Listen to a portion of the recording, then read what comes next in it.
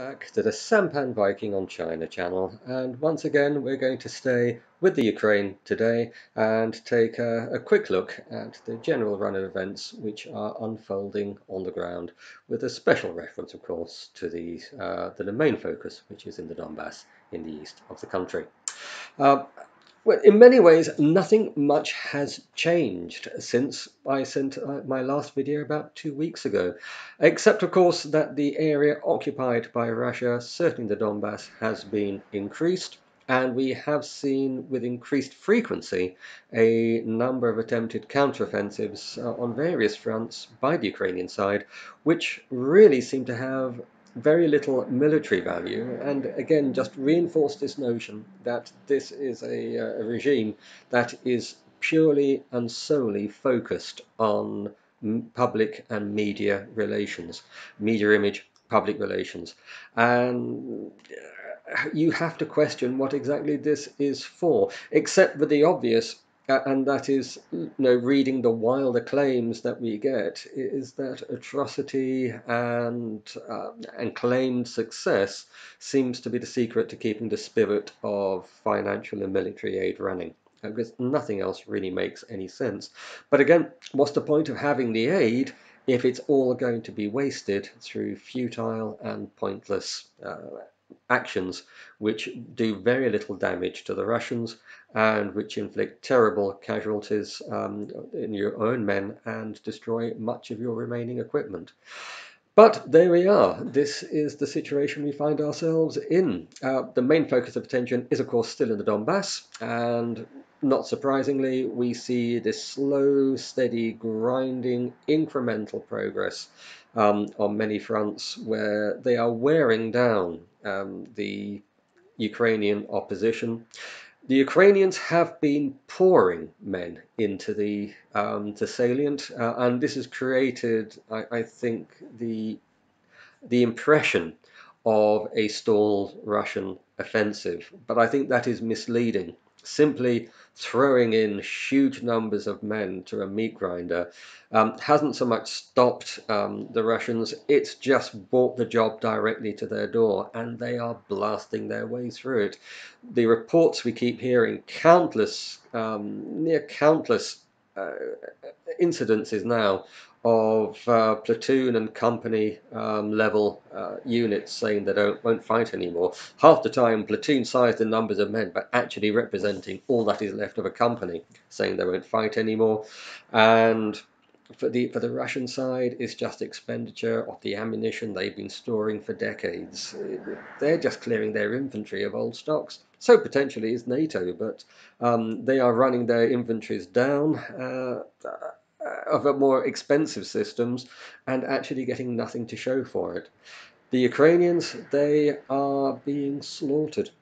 And sooner or later, they can't sustain this for very much longer. We've been saying this for a while, they can't sustain.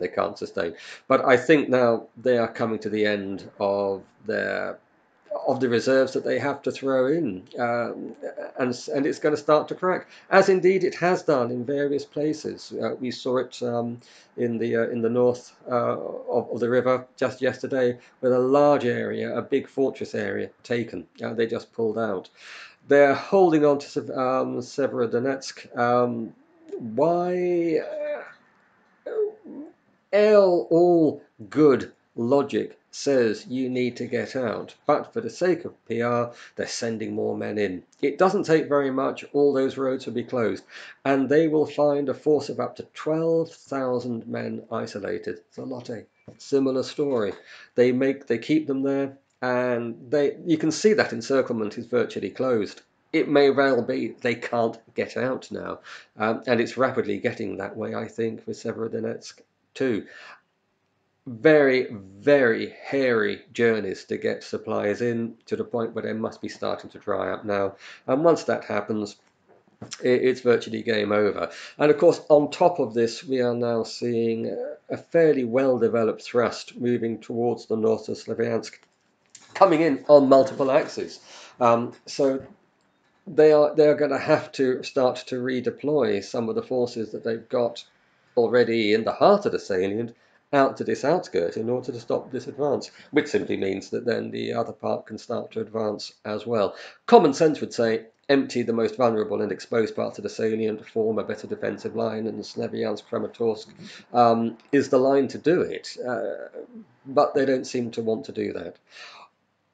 Right from the very beginning, I have failed to understand why they didn't simply pull back to that defensive line on the Dnieper River.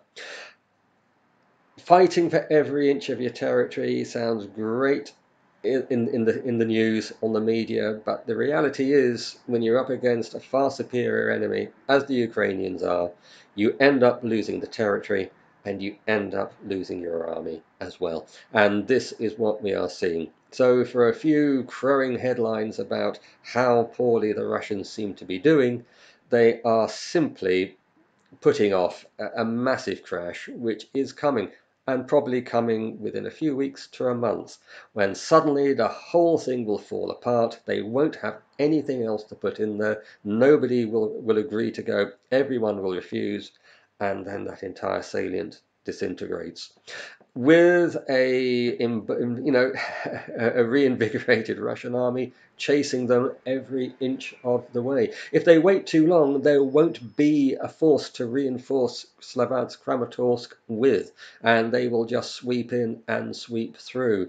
And this is on to, I think, what is interesting. Is this a double bluff? Kherson, meaning Nikolaev and Odessa, versus Kharkov. The Russians in Kharkov, around Kharkov, are only too happy to cede ground if attacked in force, and the moment those forces are drawn down, they counterattack and take territory back, making it look as though it's simply a flanking, fixing action, and they don't really take that side very, very seriously. In Kherson, by contrast, when the Ukrainians have counterattacked, the Russians have not given up much ground, and their counterattacks have been absolutely vicious. And those offensives, those Ukrainian offensives, have been comprehensively trounced, and the forces largely destroyed. There's loads of footage on the net about the aftermath of these, and it is not pretty. You can see there's been some very, very savage action there, which tends to lead one to believe that it is, after all, the Nikolaev and Odessa fronts which the Russians wish to pursue next, after the Donbass is finished. Or is it? Is it just a bluff? Because they're certainly creating the impression and moving forces over in a very visible way, saying, we want to go here. But I am also aware of reports that there are, on the Russian side of the border, just opposite Kursk, just opposite Kharkov and Sumy, in the Kursk region, a large number of uncommitted Russian battalions.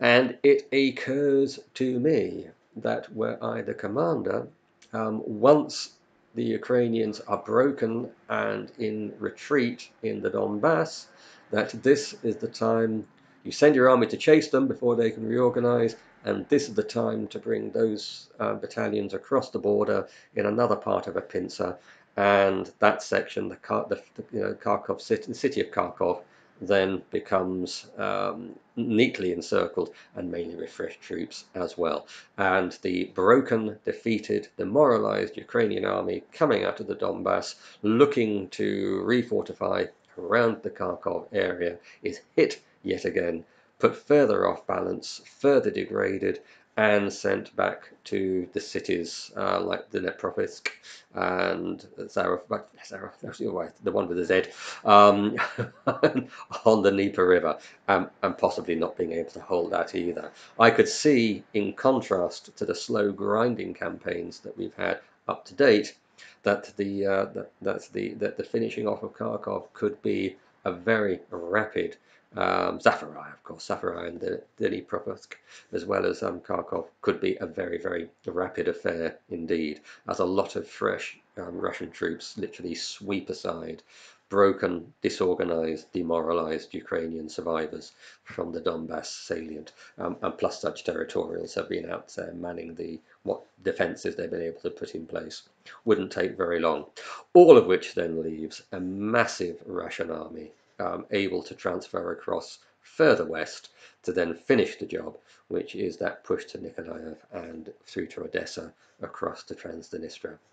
Well, is that what we're going to see? We will find out, of course, in due course, and I think it is now just a few weeks. I can't see this holding for much longer. Again, they might find more forces to throw in, they might be prepared to put up with it, but the more they put in now, the more damage is done, and the greater the level of defeat when it finally gives, and they find out just how hollowed out they have become. And trust me, less than a dozen multiple rocket launchers are not going to make much difference, assuming their equipment and support get anywhere near to the battlefield to be able to make any kind of contribution, let alone may do anything that might be described as a difference. Well, that's it, I think. Just a short roundup for as I interpret the activities on the battlefield at present. I hope you found what I had to say useful. If you did, please like. It does help the algorithm pick up on the channel. If you would like other people to hear what I have to say, please share. If you're not a subscriber, please do. It's free and it helps the channel to grow. And if you have any comments to make either on this discussion or simply the channel in general, please leave a comment and I will reply as best as I can. It's just as quickly as it's possible for me to do so. Until next time, I look forward to seeing you at the next video.